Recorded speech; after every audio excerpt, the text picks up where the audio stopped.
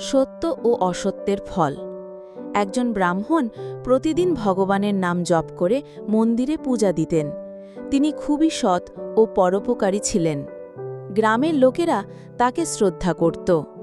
অন্যদিকে গ্রামের এক ধনী ব্যবসায়ী ছিল, যে লোভ ও মিথ্যার আশ্রয় ধন সম্পদ অর্জন করত। বাইরে থেকে সে দান খয়রাত করলেও অন্তরে ছিল স্বার্থপর। একদিন দুর্ভিক্ষ দেখা দিল। লোকেরা খাওয়ার মতো চাল ডাল পেল না। ব্রাহ্মণ যা কিছু ছিল তাই গরিবদের মধ্যে বিলিয়ে দিলেন।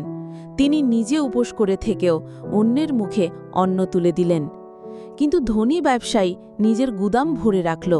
সে চাইল মানুষ অভাবে পড়ে তার কাছে দ্বারস্থ হোক, আর তখন সে দ্বিগুণ দামে চাল ডাল বিক্রি করবে। কয়েক মাস পরে পরিস্থিতি বদলাল। বৃষ্টি নামল, ফসল ফলল। তখন মানুষ ব্যবসায়ীর কাছে আর গেল না। তার গুদামে রাখা শস্যে পোকা ধরল, সব নষ্ট হয়ে গেল। অন্যদিকে গ্রামের লোকেরা ব্রাহ্মণকে আশীর্বাদ করতে লাগল।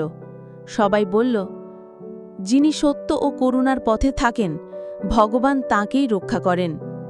শিক্ষা: অসত্য ও লোভ হয়তো সাময়িক লাভ দিতে পারে, কিন্তু দীর্ঘমেয়াদে সর্বনাশ ডেকে আনে।